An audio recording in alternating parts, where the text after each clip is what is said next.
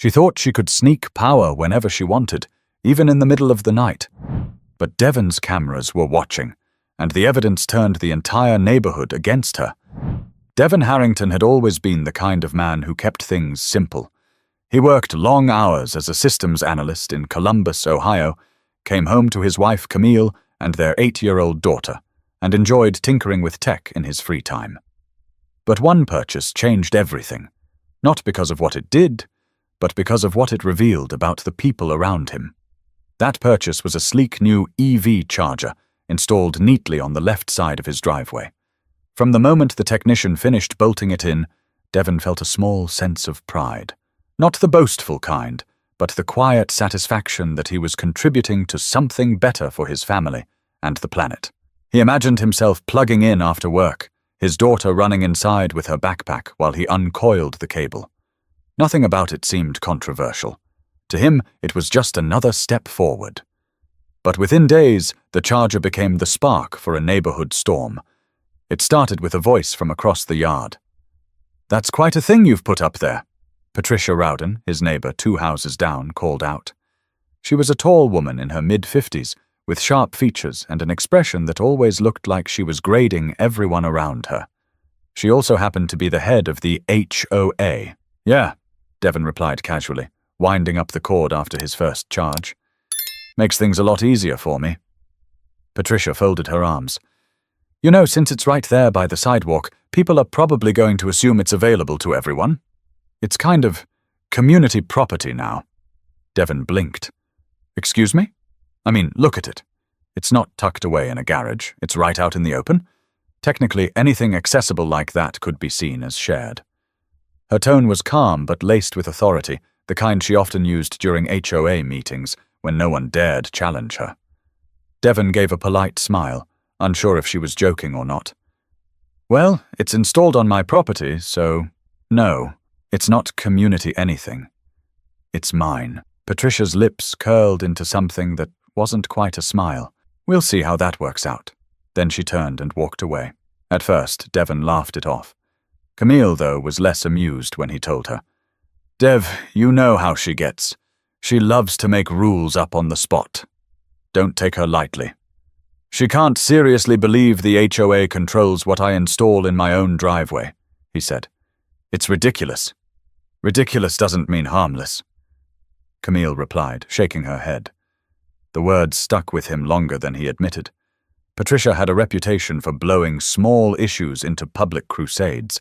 She was the type who once tried to ban a neighbor's sunflower garden because the stalks were too tall for the uniform aesthetic. If she wanted to stir the pot, she would. Over the next week, Devon noticed Patricia slowing her walks whenever she passed his driveway. Sometimes she lingered long enough to scribble something on a notepad. Other times, she talked animatedly with whoever she was walking with, pointing toward the charger. Devon tried to ignore it, but Camille's warning kept echoing. Then came the knock on his door one Saturday morning. Patricia stood there with a clipboard. "I've had a few residents express concern," she said without preamble. "They feel your charger should be available for shared use. We're looking into whether HOA bylaws might cover this kind of installation." Devon leaned against the doorframe, trying to keep his voice steady. "Patricia, it's a charger. It's not a swimming pool. It's attached to my electric bill. Nobody else is plugging into it."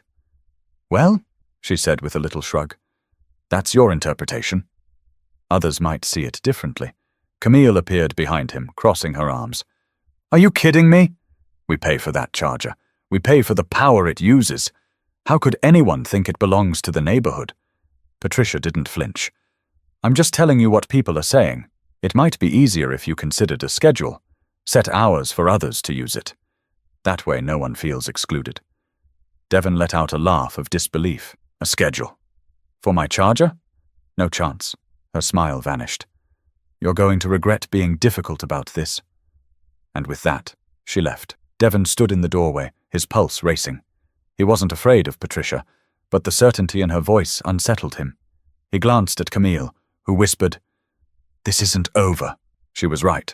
Patricia had just drawn a line in the sand, and she wasn't the type to back down quietly. But Devon wasn't either. But Patricia's first attempt to twist the situation was only the beginning.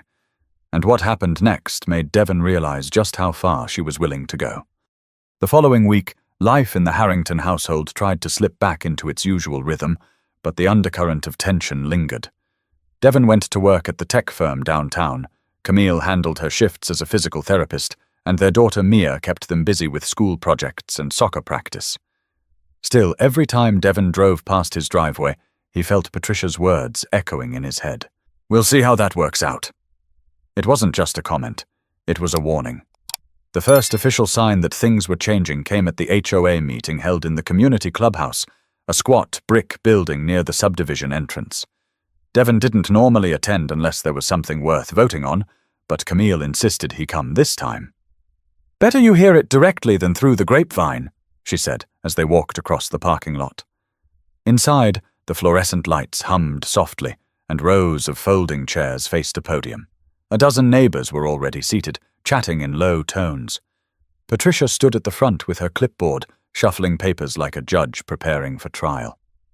The meeting started with routine business: landscaping costs, pool maintenance, upcoming community yard sale.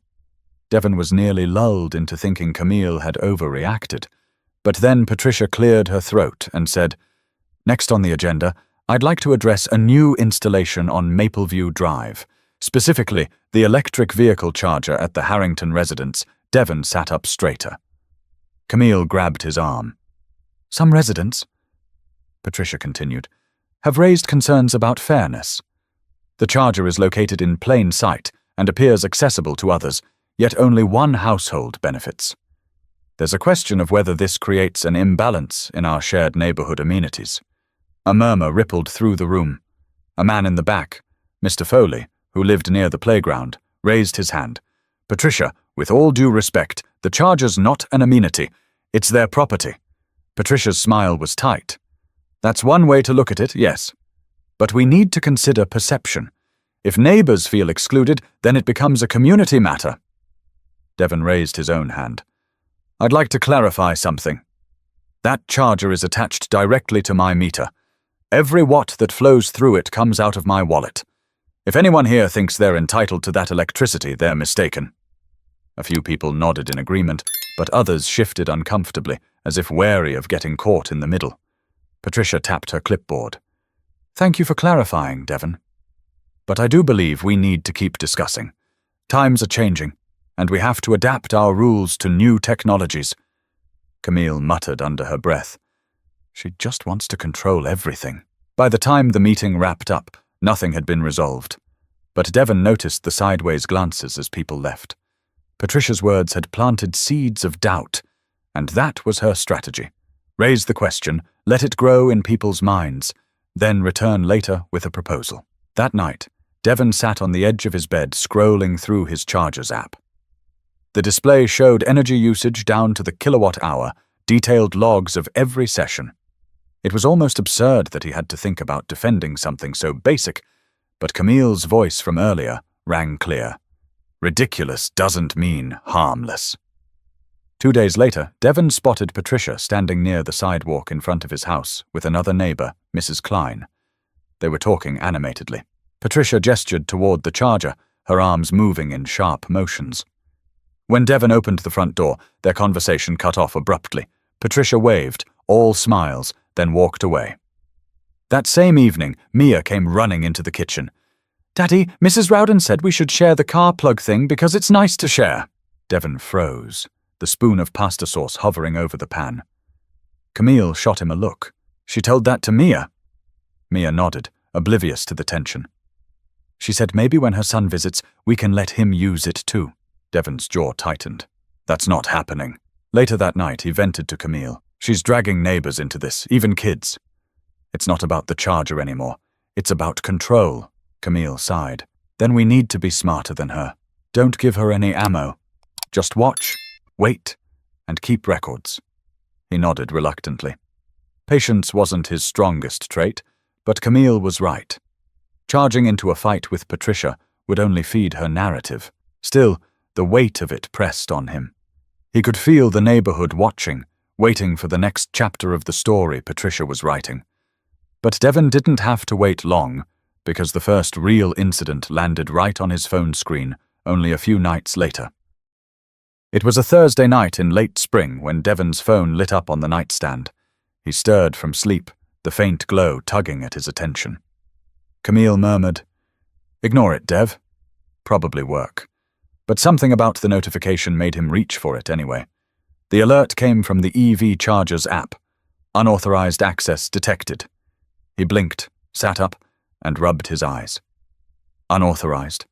The system wasn't supposed to allow anyone to use it without his RFID card. He tapped the alert. A small thumbnail of video loaded, grainy in the dark but unmistakable. There, under the glare of the motion light, stood Patricia. She was tugging at the charging cable like she owned it. Devon whispered harshly, "You've got to be kidding me." Camille pushed up on one elbow. "What is it?" He turned the screen toward her. "Look, it's her." Camille's eyes widened. "At 11 at night?" The clip showed Patricia dragging the cord across his driveway, fumbling to hook it into her son's hybrid SUV parked halfway onto his property. The audio captured her muttering, "If it's out here, it's fair game." Devon felt heat rise in his chest. He wanted to throw open the window and shout, but Camille grabbed his arm. "Don't! Let her do it. The camera's rolling. This is exactly what we need." He clenched his jaw. Every instinct screamed to confront her, but Camille's logic cut through. Evidence would speak louder than his anger.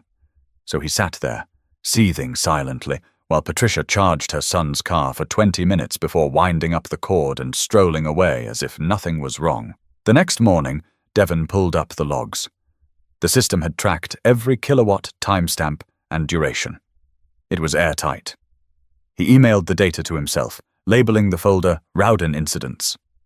At breakfast, Mia asked innocently, "Daddy, why was Mrs. Rowden outside last night?" "I saw her car lights."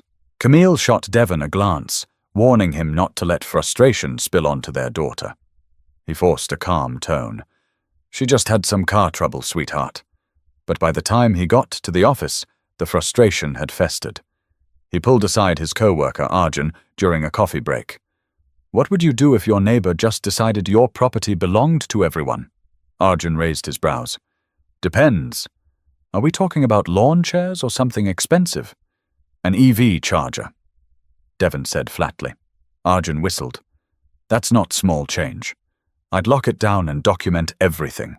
You can't win against someone entitled unless you've got proof stacked a mile high." Devon smirked. "Funny. That's exactly what my wife said later that evening. As Devon parked his car and plugged it in, Patricia appeared on the sidewalk. She wasn't alone. Another neighbor, Leonard Chavez, walked beside her. Patricia gestured toward Devon's driveway.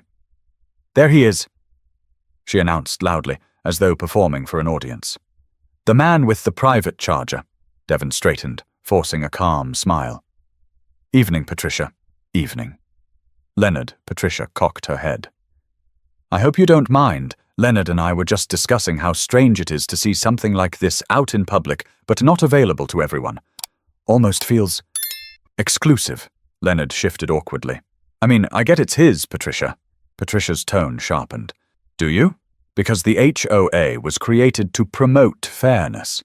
One neighbor having access to something others can't use creates division." Devon unplugged his car deliberately, coiling the cord in his hands. "This isn't about fairness. It's about my property. I bought it. I pay for it." End of story. Patricia's smile was icy. "You'll see. Neighbors talk. Opinions shift. Don't be surprised if people start questioning your attitude." Devon held her gaze, steady but silent. He knew arguing now would only fuel her fire. Leonard gave a half-hearted wave and retreated down the street, clearly uncomfortable. Camille met Devon at the door, whispering, "She's trying to bait you." "I know," he muttered, "but she doesn't realize she's handing me all the rope I need." That night, Devon sat at his desk transferring the video and usage logs to an external drive. He wasn't going to let Patricia spin this into gossip. He was going to build a record so undeniable that even she couldn't wriggle out of it. Still, beneath his resolve was a growing unease. If she was willing to sneak into his driveway in the middle of the night, what else was she capable of? Patricia wasn't just making comments anymore, she was trespassing. That was a line Devon hadn't expected her to cross so soon. But the real escalation was still ahead, because Patricia wasn't finished taking what wasn't hers, and the neighborhood was about to see it with their own eyes. By Saturday afternoon, Devon thought maybe Patricia's late-night stunt had been a one-off. He'd convinced himself that the embarrassment of being caught on camera might keep her in check. But Patricia wasn't the type to feel shame. If anything, it only seemed to embolden her. It happened while Devon was trimming the hedges along the side of the house. Camille was inside prepping lunch, and Mia was sprawled on the living room floor with colored pencils. Devon heard the crunch of tires rolling up the driveway. At first, he assumed it was Camille moving the car, but when he looked up, his stomach turned. Patricia had pulled halfway into his driveway. Her son's silver hybrid SUV angled so close to his sedan, it nearly blocked it in. She hopped out briskly, cord in hand, like someone who had done it 100 times. "Patricia!" Devon called out, dropping the trimmers. She didn't flinch. "Relax, Devon. It'll only take a few minutes. The battery's low. You're on my property." He shot back, his voice sharp. "Unplug it." Now Patricia sighed dramatically, turning toward another neighbor walking a dog across the street. "See what I mean, Marla? He's so territorial. You'd think the Charger was made of gold the way he guards it." Devon's pulse pounded in his ears. "This isn't about being territorial. This is theft. You're stealing my power." She waved a dismissive hand. "It's a neighborhood. Neighbors share. You're acting like a gatekeeper." By now, Camille had stepped outside, dish towel in hand. "What on earth is going on?" Patricia didn't miss a beat. "Just giving my son's car a little juice. I told Devon it would be no big deal, but apparently he thinks it's a federal crime." Camille marched down the steps. "Do you realize how ridiculous you sound? That Charger isn't yours. That car isn't yours. You don't just waltz into someone's driveway like you own it." Patricia gave a thin smile. "Camille, dear, no need to get so worked up.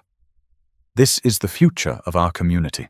Shared resources, shared responsibility." Devon pointed to the security camera mounted above the garage, its red light blinking steadily. "You know that's recording right now, don't you?" Patricia hesitated for the first time, then shrugged. "Go ahead. Show the board. They'll see I was only trying to help normalize something new. Some people are afraid of progress." Camille scoffed.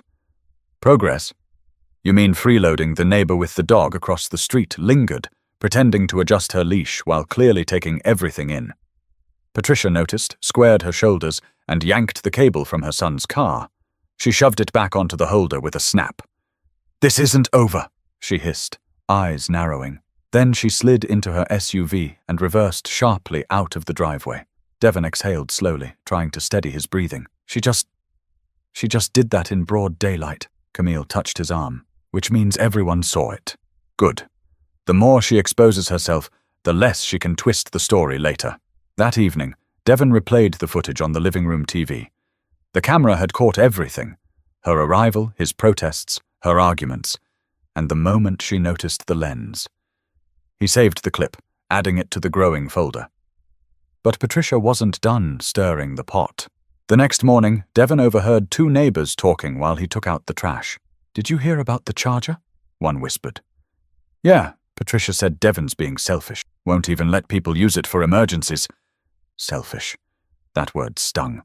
He wanted to walk over and set the record straight, but Camille's voice echoed in his head again. "Don't give her ammo." So instead, he bit his tongue and carried the trash back inside.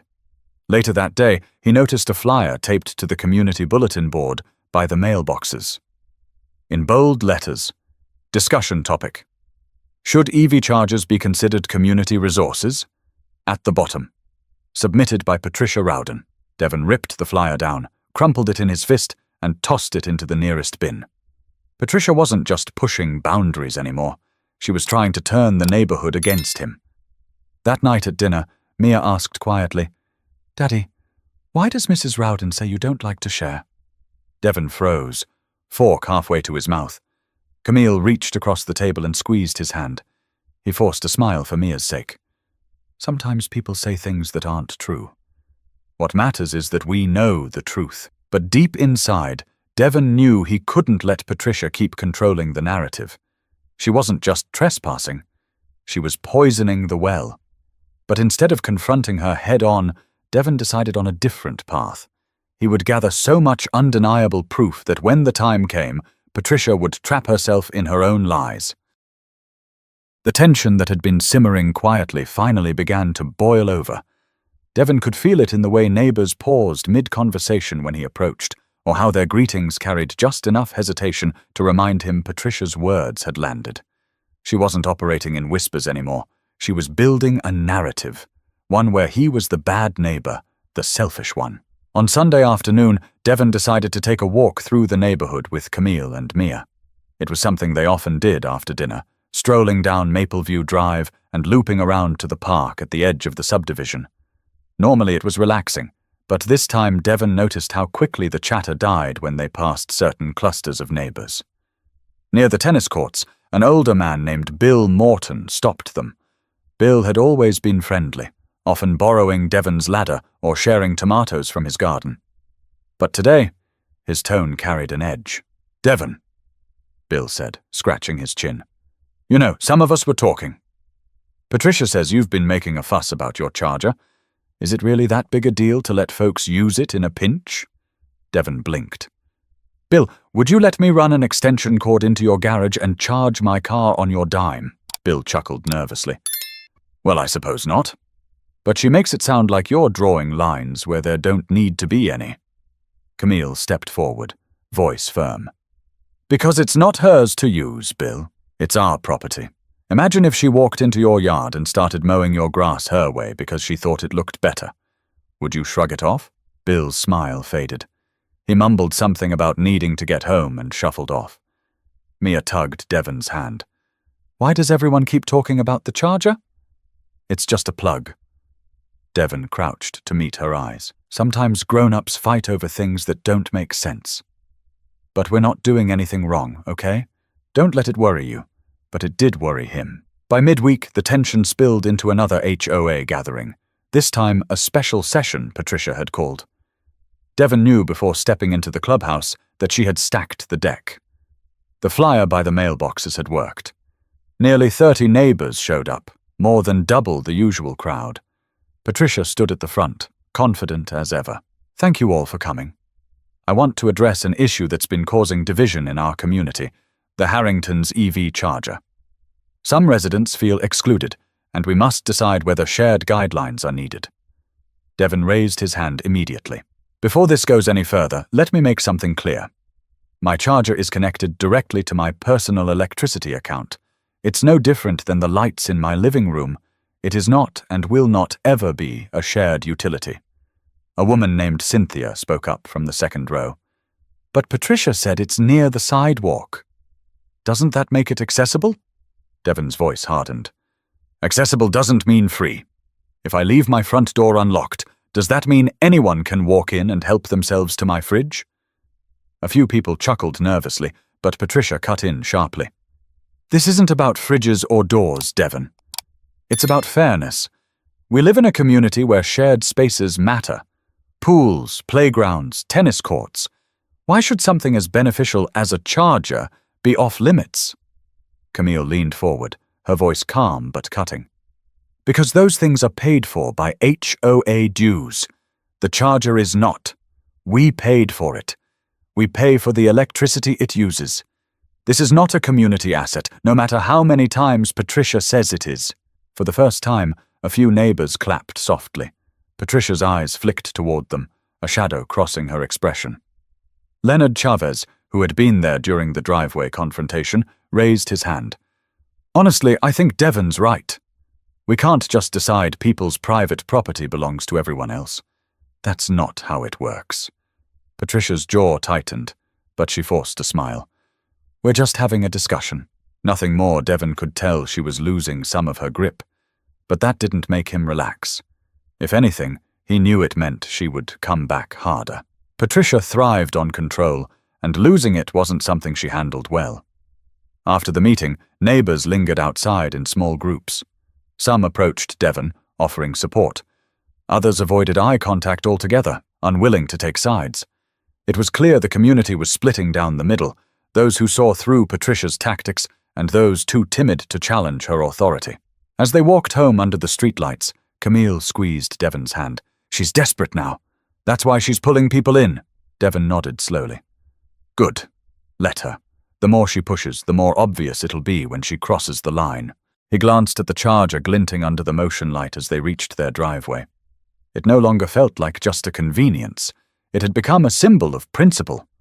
But Devon wasn't just waiting anymore. He was preparing, and soon Patricia would give him all the evidence he needed to set the perfect trap. The more Patricia pushed, the calmer Devon became. Not because the situation didn't bother him, it absolutely did, but because he realized anger wouldn't win this fight. Evidence would. Cold, undeniable proof. And if Patricia insisted on writing her own story, he would make sure the ending was one she couldn't rewrite. He started with the Charger itself. The app was already tracking usage, but Devon upgraded the system to send him live video clips and detailed email reports every time it was accessed. He even installed a discreet second camera facing the street to catch who came and went, just in case Patricia tried pulling her car up again when no one was looking. One evening after work, he sat at his desk transferring footage to an external drive. Clip after clip, date after date. Patricia in her SUV at 11:07 p.m. Patricia dragging the cable in broad daylight while Leonard looked on. Patricia arguing with Camille in the driveway, each one neatly labeled and stored. Camille leaned over his shoulder, arms crossed. "You're building a case file," she said quietly. "That's exactly what this is," Devon replied. "If she wants to make this a community issue, then the community's going to see exactly what she's been doing." Camille rested a hand on his shoulder. "Just promise me something. Don't lose your cool. That's what she's waiting for." "I won't," he said, though deep down he knew how close he'd come to snapping more than once. The next test came just 3 nights later. At 10:45, his phone buzzed on the nightstand. Devon slid it open, heart pounding. And there it was. Patricia again. She had pulled her SUV into his driveway with the precision of someone who felt entitled to the space. The camera captured her muttering something about fair use as she plugged in. Devon didn't move. He didn't rush outside. He just watched the live feed in silence. Camille stirred beside him, whispering, "Is it her again?" "Yeah," he murmured, staring at the screen. Let her dig deeper. For the next 30 minutes, Patricia sat in her car, scrolling on her phone while it charged. When she finally pulled out, Devon exported the footage, added it to the folder, and wrote in a notebook he had started keeping. Unauthorized use number 3. Full charge attempt, 10:45 p.m. It was almost too easy. By the following weekend, word of the Charger feud had spread even further. At the grocery store, Devon overheard 2 neighbors whispering in the produce aisle. "He's hoarding it." That's what Patricia said. Another voice replied, "But isn't it his?" "I don't get why she thinks it's hers." The split was widening, and Devon could feel the weight of being under a microscope. But he also knew Patricia's confidence was her weakness. She genuinely believed she could spin any story, twist any situation to her advantage. That arrogance was going to hang her. On Sunday morning, Devon got the notification that cemented his plan. The footage showed Patricia walking up his driveway with another neighbor, Marla, in tow. She tugged the cord and plugged in her SUV, gesturing dramatically as she lectured Marla. The audio was crystal clear. "If it's out here, it belongs to everyone," Patricia declared. "He's just being selfish. I'll keep using it until he learns what community means." Devon nearly laughed when he replayed the clip. Patricia had no idea she was handing him the very words that would undo her. That evening, Devon sat with Camille at the kitchen table. He spread out printouts of the usage logs, photos from the cameras, and his handwritten notes. It looked like something out of a courtroom drama. Camille studied the stack. "So what's the plan?" "The next HOA meeting," Devon said. "She wants to make this about community." "Fine, let's make it public. But this time, on my terms." Camille smiled faintly, though her eyes carried worry. "You're playing with fire, Dev. She won't go down without a fight." "Good," he replied. The harder she fights, the worse it'll look when she loses. For the next week, Devon kept his composure, no matter how many icy stares or whispers came his way. He waved politely to neighbors, kept up with his yard work, and said nothing when Patricia walked past his house, scribbling in her notepad. Inside, though, he was ready. The trap was set. All he had to do was wait. But Patricia wasn't done provoking, and when she made her boldest move yet, Devon knew the showdown was finally coming. The week before the HOA meeting, Patricia doubled down. It wasn't enough for her to sneak charges in the middle of the night or to whisper behind Devon's back. Now, she wanted an audience. She wanted the neighborhood to see him as the villain in her story. It happened during a Saturday block gathering. Every summer, families on Mapleview Drive set up tables of food and folding chairs in the cul-de-sac. Devon usually enjoyed it, the kids riding bikes, the smell of burgers on the grill, neighbors laughing without the formality of meetings. But this year, the air felt charged with tension before he even arrived. He carried a bowl of pasta salad to the table where Camille and Mia were already setting down plates. Conversations hushed as they approached, then picked up again, thinner this time. Devon noticed Patricia standing in a circle of neighbors, gesturing animatedly. When she caught sight of him, her smile widened, like she'd been waiting for the moment. "Devon!" she called loudly, waving him over. "Perfect timing! We were just talking about you." Camille stiffened beside him. "Here we go," she muttered. Devon set the bowl down slowly and walked toward the group. "Talking about me or about the charger?" he asked evenly. Patricia's voice carried across the cul-de-sac. "Well, about both, really. Some of us are concerned about your unwillingness to share resources. It creates a certain atmosphere." A few neighbors shifted uncomfortably. Others avoided his eyes. Devon crossed his arms. "Patricia, my driveway and my electric bill aren't community resources, and you know that." She gave a mock sigh, tilting her head. "See? Defensive. I've told you before, nobody likes someone who hoards. If you'd just set a schedule, even one night a week, this whole thing could be avoided." From the edge of the group, Leonard Chavez spoke up. "With respect, Patricia, it's not his job to share. It's his property. You wouldn't let people pull water from your kitchen sink and call it community plumbing." Patricia's smile faltered for a second, but she quickly recovered. "That's different. This is about setting an example, about showing we're forward-thinking."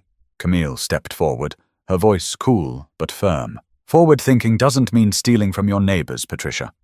You've been caught on camera more than once taking power you didn't pay for. That's not progressive, it's selfish." Gasps rippled through the crowd. Patricia's eyes widened, then narrowed. "Camera?" she repeated, her tone sharp. Devon nodded. "Every incident, every time you've stepped into my driveway, all logged and saved. You might want to be careful about what you say in front of everyone." "Patricia." For a moment, silence hung heavy in the air. Patricia's cheeks flushed, but she forced a laugh. "See? Paranoid. Filming his own neighbors. What kind of person does that?" But her voice didn't have the same conviction as before, and Devon could see doubt flickering in a few faces around the circle. Patricia had wanted to shame him publicly, but she'd walked straight into a hint of the evidence he was holding. Later that night, after the gathering wound down and neighbors shuffled home, Devon sat on the porch with Camille. The cicadas droned in the trees, filling the silence between them. "She's getting sloppy," Camille said softly. "She's desperate to keep control." Devon nodded. "Good. The more desperate she gets, the worse she'll look when the truth comes out." Still, there was no denying the knot of tension in his chest. Patricia had tried to paint him as selfish in front of everyone, and though some saw through her, others hadn't. He could feel their stares, the quiet judgment, the hesitation when they greeted him. Inside, Mia was asleep, but before bed she'd asked him in a small voice, "Daddy, why does Mrs. Rowden always sound mad at you?" He had forced a smile then, telling her not to worry. But alone with Camille, his voice cracked with frustration. "This isn't just about a charger anymore." "She's trying to ruin our reputation here." Camille leaned against him. "Then let her try. You've got the truth on your side. Just hold steady." Devon exhaled, staring into the darkness. Patricia thought she had the upper hand, thought she could sway the neighborhood with theatrics. But soon she'd be standing in front of the entire HOA with no stage left to perform on, only the evidence of her own actions. But Devon knew the real test was only days away, and at the next HOA meeting, there would be no turning back. The night of the HOA meeting arrived like a storm Devon had been preparing for all month. He didn't need Camille to remind him to keep his cool. He'd spent hours rehearsing in his head exactly how to present the evidence. This wasn't just about shutting Patricia down. It was about clearing his name in front of everyone who had heard her lies. The clubhouse parking lot was packed when Devon pulled in. Camille walked beside him, carrying a manila folder stuffed with printouts and USB drives. Her hand brushed his as they stepped through the glass doors, and she whispered, "Whatever happens, don't let her see you rattled." Inside, folding chairs filled the room. Nearly every household had sent someone, which never happened unless there was drama. Devon recognized clusters of neighbors whispering, glancing toward him, then quickly looking away. Patricia stood at the front, papers fanned neatly in her hands, her posture tall and commanding like she was already presiding over a trial. "Welcome, everyone," Patricia began once the meeting was called to order. "Tonight we'll discuss several items of importance, but first and foremost, the issue of fairness and community resources." She paused for effect. "Specifically, the electric vehicle charger at the Harrington residence." A low murmur passed through the room. Devon felt Camille squeeze his arm, grounding him. He rose slowly from his chair. "With all due respect," Devon said, his voice steady. "Before we go any further, I'd like to present something to the board and to my neighbors." Evidence Patricia's smile didn't falter, but Devon noticed her grip on her papers tighten. "Evidence? Against what exactly?" "Against the false claims that my property is community property," he replied. He walked to the front, handed a USB stick to the board's secretary, and gestured to the projector. "If you don't mind." The screen flickered, and the first video appeared. Patricia at 11:07 p.m., dragging the cord across his driveway, muttering about fair game. Gasps rippled through the room. Patricia's face drained of color. "That could be anyone," she snapped quickly. Devon didn't flinch. "Then let's check the next one." Another clip. Patricia in broad daylight, her son's SUV nosed into his driveway. Devon confronting her as she insisted it was a neighborhood resource. The audio was crisp. That's taken out of context." Patricia stammered, her composure cracking. Devon held up a stack of papers. "And here are the usage logs, time-stamped and matched perfectly with each video. 3 unauthorized charges. Every single one documented." The room fell silent. Neighbors who had whispered about Devon's supposed selfishness were now staring at Patricia. Leonard spoke up from the back. "Patricia, you told me he was exaggerating." "But I was there that day. I saw you plug it in Patricia's face, flushed deep red." "This is being twisted." "I was only trying to demonstrate." "Demonstrate theft?" Camille cut in sharply. "Because that's what it looks like." The board president, Mr. Lang, cleared his throat. "Patricia, this is serious. Trespassing on private property and using someone else's electricity is not within HOA jurisdiction. It's a violation of state law." Murmurs spread again, louder this time. Neighbors who had once hesitated were now whispering openly, their eyes darting between Patricia and the screen. Patricia slammed her clipboard onto the podium. "This is all an attack against me. You think you can humiliate me in front of everyone? You'll regret this." Devon didn't raise his voice. He simply looked around the room and said, "All I've done tonight is show the truth. Make your own judgments." For the first time since this feud began, Patricia had no script left. No spin, no rallying cry. Just silence. And the weight of her own actions displayed for everyone to see. The board voted unanimously to dismiss her proposal about community charges. A few neighbors even approached Devon afterward to apologize for believing her version of events. He accepted graciously, though he could see the unease in their faces. Patricia had been exposed, but the fallout was only beginning. As Devon and Camille walked back to their car, she let out a shaky laugh. "You handled that perfectly. Calm, clear, No theatrics. Devon exhaled, finally allowing himself to feel the release of weeks of tension. I just let her tell on herself. That was always the plan. But the meeting may have ended, yet the neighborhood would not return to normal overnight, and Patricia's humiliation was about to ripple far beyond the walls of the clubhouse. The days after the HOA meeting carried a strange stillness. Devon expected Patricia to come storming back with more accusations, but instead, she vanished. Her silver SUV, once parked prominently by the curb, was suddenly absent for long stretches. The woman who never missed a chance to walk the neighborhood with her clipboard was nowhere to be seen. At first, Devon thought maybe she'd finally gotten the message, but in a place like Mapleview Drive, silence rarely meant peace. On Monday morning, Devon walked out to grab the paper and found two neighbors, the Mortons, lingering near his driveway. They greeted him sheepishly. "Morning, Devon," Bill said, his voice carrying the weight of someone who'd picked the wrong side. "We just wanted to say, we didn't realize how far she'd taken it. Patricia told us you were making this a bigger deal than it was. Guess we were wrong." Devon nodded, not unkindly. "I don't blame you for listening. She's persuasive, but I think we all know now what she's capable of," Bill's wife, Carol, added quickly. "She embarrassed herself. The whole board saw it. Still, not everyone was eager to admit they'd been swayed. Later that evening, as Devon walked Mia to soccer practice, he noticed Mrs. Klein crossing the street with her dog. She usually stopped to chat, but this time she offered only a curt nod and hurried on. Devon knew what that meant. Patricia's narrative hadn't evaporated. It had just fractured. Some neighbors accepted the truth. Others clung to their doubts. Camille noticed it too. At the grocery store, a woman who used to exchange recipes with her turned away down another aisle. Over dinner that night, Camille sighed. "It's like people don't know how to act anymore. Half of them are trying to apologize. The other half pretend we don't exist." Devon leaned back in his chair. That's what happens when someone like Patricia has been in charge for so long. She created this culture of fear. People don't want to admit they believed her.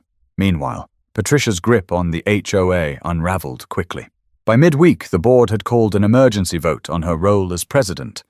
Devon didn't attend the meeting. He didn't need to, but word spread fast. Patricia had been removed. When Devon heard the news, he didn't gloat. Instead, he felt something heavier, a mix of relief and sadness. This was a woman who had once been trusted to represent her neighbors, and she'd thrown it away out of pride and entitlement. That Friday evening, Devon was out front watering the lawn when Leonard Chavez strolled by. Leonard had been quiet since the confrontation, but now he stopped at the edge of the driveway. "Devon," he said, his voice low, "I owe you an apology. I didn't speak up when I should have. I saw what she was doing, but I didn't want to get dragged into it. I should have backed you up sooner." Devon studied him for a moment before replying, "I get it, Leonard." She made it hard to stand up to her. "But what matters is that you spoke the truth when it counted." Leonard gave a grateful nod. "Won't make that mistake again." Even Mia felt the shift in the air. On Saturday, she came home from playing at a friend's house and announced, "Mrs. Rowden isn't the boss anymore." Everyone was talking about it. Camille smiled wryly. "Kids hear everything." Devon crouched beside his daughter. "Remember what I told you about truth, Mia? It always comes out in the end." That's what happened here. Still, Patricia's absence wasn't absolute. A few nights later, Devon spotted her SUV creeping slowly past his house, headlights dim. She didn't stop, didn't roll down her window, just drove by with a face set in stone. Devon stood on the porch, arms crossed, watching until the car disappeared down the street. "She's not done," Camille murmured behind him. "Maybe not," Devon admitted. "But her power's gone. Everyone saw what she really is. For the first time in weeks, Devon felt the neighborhood exhale. Lawn chairs appeared on porches again, neighbors lingered on sidewalks to talk, and the constant gossip quieted. Patricia's shadow still lingered, but it no longer ruled the street. But before Devon could truly put the ordeal behind him, he needed to reflect on what the whole battle had meant, and what lesson it carried for anyone who'd ever had to stand up to entitlement. When the dust finally settled, Devon sat on his porch one Sunday evening, letting the cool air carry away weeks of frustration. The charger sat quietly in the driveway, nothing more than a piece of equipment again. Yet in his mind, it had become much more. A test of patience, principle, and how far one person's entitlement could go before it collapsed under its own weight. Camille joined him, carrying 2 mugs of tea. She sank into the chair beside him and exhaled. Feels different, doesn't it? Like the whole neighborhood finally let out a breath. Devon nodded. Yeah. I think people were waiting for someone to stand up to her. They just didn't want to be the first. Camille studied him, her voice soft. You know, most people would have exploded weeks ago, yelled at her, maybe even dragged this into a legal mess. But you kept your cool. You let her show everyone exactly who she was. That's what made the difference. He sipped his tea, letting the warmth steady him. It wasn't easy. Every part of me wanted to confront her that first night. But sometimes silence and patience say more than shouting ever could. As if on cue, Mia padded out onto the porch in her pajamas, clutching a stuffed rabbit. Daddy, she asked, does this mean people will stop being mad at you? Devon reached for her hand. People weren't really mad at me, sweetie. They were confused. They listened to someone who wasn't telling the truth. But now they know better. She tilted her head. So you won? He thought for a moment before answering. It's not about winning. It's about doing the right thing. Sometimes that means standing your ground, even when people don't understand at first. Mia smiled sleepily and leaned against him. Camille brushed a hand over her daughter's hair. She'll remember, she whispered. She's learning from the way you handled it. Devon looked out across the street where porch lights flickered on one by one. Neighbors who had once whispered now waved again when he passed. Some even stopped to chat, cautiously but genuinely. The fracture Patricia had caused would take time to heal, but the cracks were already mending. A week later, Devon attended another HOA meeting. This time, Patricia wasn't at the front with her clipboard. She sat in the back row, silent, her face unreadable. The board president announced new bylaws clarifying that private property, chargers, solar panels, even decorative fixtures were off limits for communal use without explicit consent. The vote passed unanimously. Patricia didn't say a word. Walking home afterward, Devon realized the real victory wasn't just about proving Patricia wrong. It was about protecting boundaries in a world where people sometimes forgot where theirs ended and others began. At dinner that night, Camille raised her glass of water in a small toast. To truth, patience, and a little bit of technology. Devon laughed. And to not letting anyone convince you that standing your ground makes you selfish. The charger gleamed faintly under the porch light, as if reminding him of the lesson carved into those long weeks. That sometimes the things people try to take from you aren't physical at all. They're your dignity, your boundaries, your right to say no. And protecting those things doesn't just matter for you. It sets an example for everyone watching. He glanced at Mia, who grinned as she clinked her juice glass against theirs. In that moment, Devon knew this story would live on in their family, not as the time their neighbor tried to hijack their charger, but as the time they learned what real strength looked like. Calm persistence, quiet confidence, and the power of letting truth speak for itself. So what's the takeaway here? Never let someone's entitlement convince you that you owe them what you've worked for. Respecting boundaries, your own and others, is the foundation of any community.